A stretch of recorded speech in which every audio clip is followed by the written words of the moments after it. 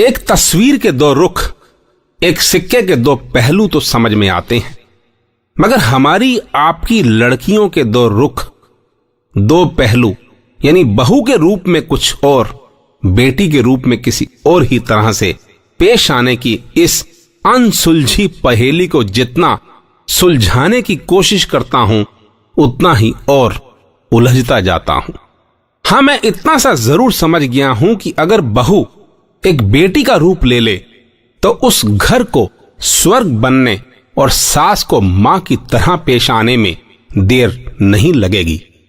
मेरी बातें सच्ची हैं, इसलिए हो सकता है कड़वी लगें, क्योंकि सच अक्सर कड़वा होता है। बहरहाल, अगर कड़वी लगे, खट्टी मीठी लगे या फिर झूठी लगे, तो दवा समझ के पी लेना, परिणाम अच्छा ही आएगा। और अगर सच्ची लगे तो समझ लेना कि तुम्हारी ननद या भाभी के लिए है मेरा यह संकेत और संदेश, जिसे कविता का रूप देकर शीर्षक दिया है बहू बेटी। तुम्हारे मां बाप तुम्हें कोई सीख दें तो ठीक, वही बात तुम्हारे सास ससुर कह दें तो तिल का ताड़ बना देती हो।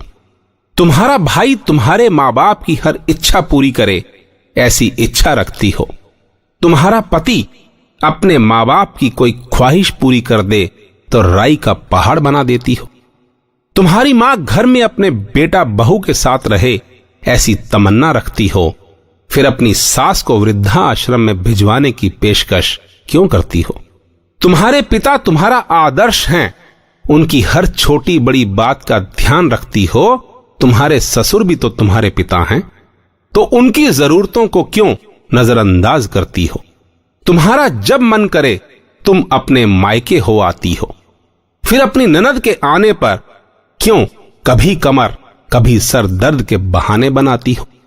अपनी भाभी से जिस मान सम्मान की अपेक्षा रखती हो, तुम्हारी ननद की वही इच्छा हो तो फिर आसमान सर पर क्यों उठाती हो। तुम्हारा सगा भाई राखी टीका तक नहीं करवाता, फिर भी उसे दुआएं देती रहती हो, मगर अपने देवर जेठ के जरा सा कहे का फिर बुरा क्यों मान जाती हो। तुम मासी और बुआ का रिश्ता तो बड़े अच्छे से निभाती हो, लेकिन जेठानी या देवरानी होने के नाते अपनी पीठ क्यों दिखाती हो। अपने जीजा के तो हर नखरे बड़े शौक से उठाती हो, किंतु अपने नंदोई की जरा सी फरमाइश पर क्यों बिफर जाती हो। तुम मायके की जायदाद में हिस्सा लेने की इच्छा रखो तो ठीक, परंतु अपनी ननद के हिस्सा मांगने पर तुम उससे रिश्ता ही खत्म कर देती हो। यानी बतौर बेटी तुम बहुत खूब हो, फिर बहू बनते ही क्यों अपने तेवर में बदलाव लाती हो। मायके में लक्ष्मी, सरस्वती, पार्वती हो, तो ससुराल में क्यों अपने संस्कारों को भूल जाती हो। क्यों अपने संस्कारों को भूल जाती हो। क्यों अपने संस्कारों को भूल जाती हो। बस इतनी सी थी मेरी ये पेशकश, मेरी किताब नजरिया की चंद चुनिंदा कविताओं में से एक।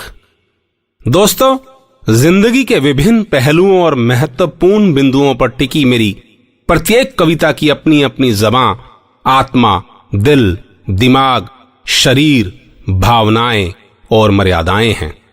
ये निश्चित रूप से आपसे जुड़ी कुछ ना कुछ बात कहती अवश्य नजर आएंगी।